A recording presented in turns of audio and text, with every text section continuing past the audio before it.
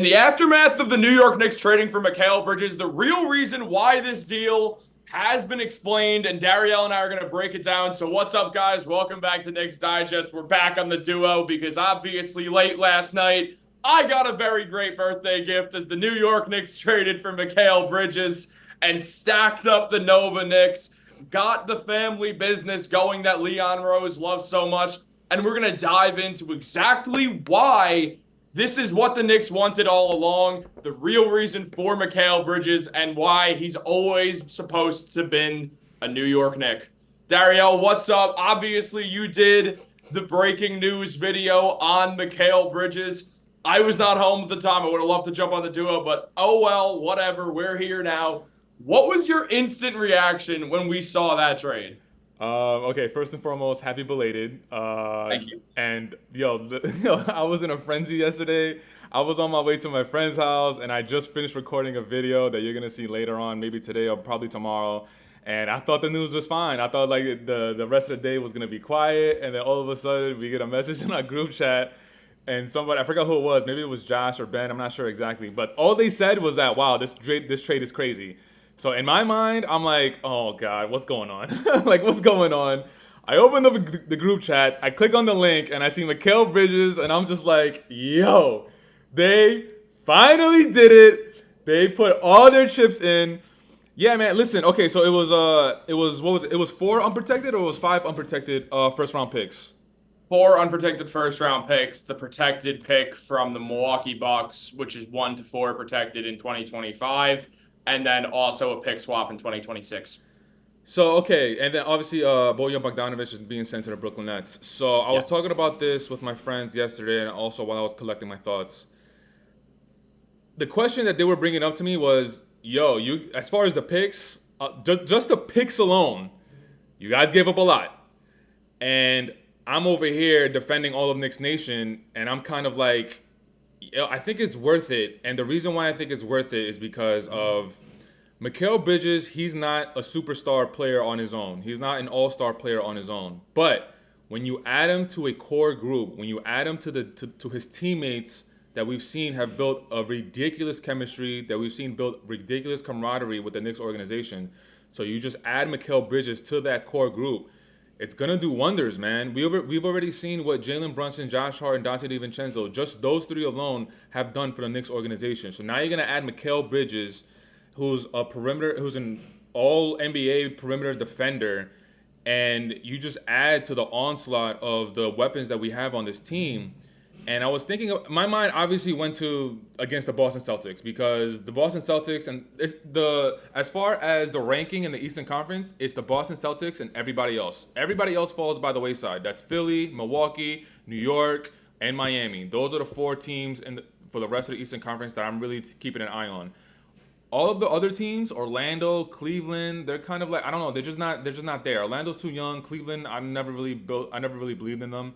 Same. But As you know. Milwaukee, Philadelphia, New York, and Miami. Those are the four teams that are right after the Boston Celtics. So now we got Mikal Bridges, and my thoughts immediately went to, if we're able to keep OG, and now we have Mikal Bridges and OG Anunoby being perimeter defenders, guarding Jason Tatum and Jaylen Brown, which is going to free up Jalen Brunson and Julius Randle to run amok on the floor on the offensive end. We're not going to have to worry about Julius Randle getting in foul trouble guarding Tatum or Brown. Same thing for Jalen Brunson, even though Brunson's a point guard, and he's obviously not going to be assigned to a small forward or shooting guard in Tatum and Brown. But there's going to be those moments that Brunson is just going to have to man up, and they're probably going to switch him. They're probably going to hunt him, and he's going to be guarding against Tatum and Brown. But now we kind of don't really have to worry about that. And then we also got to talk about like the starting lineups. We got to talk about Mikal and OG. Even though they're interchangeable, they're both like small forwards and also shooting guards. So you can kind of put them in the starting five. And I think that's what's going to happen. I think Jalen's going to be at the 1, Mikal at the 2, OG at the 3. I think Randall would have to be at the 4. And then Mitchell Robinson, even though whatever, that's another video as far as like if we're going to keep Mitchell Robinson and as far as if we want him. But like, yo, that starting five is ridiculous, man. That starting five is ridiculous. And Mikal Bridges, like if everything goes well next season, if everybody's healthy, like, I think, what do you think as far as like, what would be a disappointing season for the Knicks if everybody's healthy next season? Because I think If they don't make it to the Eastern Conference Finals, which I think it'll be against Boston, and if it's not a competitive Eastern Conference Finals, minimum 6 games, I think it's a disappointment of the season. So that's what Mikal Bridges has unlocked for us. But what do you think about, like, as far as next season? Do you think it has to be Eastern Conference Finals or bust? Eastern Conference Finals, a minimum 6 games, 7 games? What do you think? I've said this for a while, since Mikal first was even on the Knicks' radar. With the way this team is built, and Mikal and OG are both going to start. Mikal's going to be the 2. He played the 2 for around 3 different seasons in his NBA career. He's just a wing in every sense of the word. He could do either. OG could play really 3 positions. And at this point, there's not even it's point guard, wing, forward, center are the 4 positions in modern basketball. So I'm not concerned at all about that. If the Knicks don't make the Eastern Conference Finals fully healthy, that's a massive problem. I think they will. I think fully healthy, and obviously Mitchell Robinson is the biggest X factor with health, but also OG. Yeah. Fully healthy, I think the Knicks should win the NBA Finals. Oh my God. I think they should. Come on. Hold on, Chris. Hold on. They're the anti-Celtics. They are the anti-Celtics. That's what this team is. It is a team that matches up perfectly with the Celtics. They're the anti-Celtics in every sense of the word. The Celtics never overperform. And I know that's weird to say about a team that just won the NBA Finals, but it's not like they had the toughest battle ever. The leading scorer or best player on literally every single team the Celtics played throughout the entire playoffs was injured. Whether it was Jimmy Butler or Donovan Mitchell or Tyrese Halliburton, all 3 of them missed time. Jimmy missed the entire series. Luka was dealing with some just getting banged up and stuff. The Celtics, no shade towards them. They won the finals. They played who was in front of them. You can't pick that. They deserve to win the NBA Finals. Don't get me wrong. It's not like they were challenged. Jason Tatum's not a top 10 player in the NBA, in my opinion. I just don't think he's that good. I think he's overrated as hell. I don't think he's a consistent shooter. He's horrible in clutch situations, despite what everyone wants to believe. The stats say otherwise. Damn, you coming in hot today, boy. Dude, that literally by the numbers, Jason Tatum, like the guy who he loves to emulate, not clutch at all. Just some weird narrative that he apparently is. I'm talking about Kobe, one of the historically horrific clutch performers. Yeah, I'm with you there. Not trying to shade Kobe and all that, and I need to breathe because I'm getting red partially from sunburn, but also that's not the point. Golly, bro, your hot takes right now, I was not expecting. First, you're saying that the Knicks have to win a championship next season. Am I correct? I'm not saying they have to. I'm saying I think that they should be there. I think they're able to win the championship, and I think they, outside of the Celtics, who are still the best team in the East, the Knicks should be able to win the finals. And I think they could beat the Celtics. I'm not saying they have to. Wait, so you're saying, I'm just trying to make sure that I get it clear. If you're saying if they do not make the NBA Finals next season, is this a disappointment? No, it's not. You could lose to the Celtics and be content. They're still really good. Okay. So what I'm saying is I think when you look at this team and the fact that they have been built to be the anti-Celtics, I think it makes you... I know that it won't be disappointing in the grand scheme of things if the Knicks lose in 6 or 7 games to the Celtics next year in the Eastern Conference Finals. I will still be disappointed that they didn't make the finals. I won't be like, oh, this is a failure of a season. I'll just still be disappointed because I don't think the Celtics are a team that do well against challenges. The Knicks are a team that's going to challenge the Celtics. They're going to be physical. They're going to act in a way that the Celtics don't like to play against. The Celtics are very modern basketball. They're not a physical team at all. It makes me think that the Knicks styles, there's a saying in mixed martial arts, like in the UFC, called styles make fights. That's kind of the case with the playoffs also. You see a team that plays one style, and sometimes it just blows the other team out of the water. Sometimes the series is entertaining, sometimes it's not. Styles depend on how things go. I think the Knicks, their style of play, the fact that they're defensive, the fact that if OG and Mitch can stay healthy, we shouldn't have to worry about that with Mikal, but if OG and Mitch stay healthy, that is the most ruthless top 3 defenders in the NBA today. I'm with you as far as, like, if they make it to the Eastern Conference Finals and they lose in 6, it wouldn't be such a disappointment, but I get it. As Knicks fans, we want to see them succeed. We want to see them maximize the potential. I get it.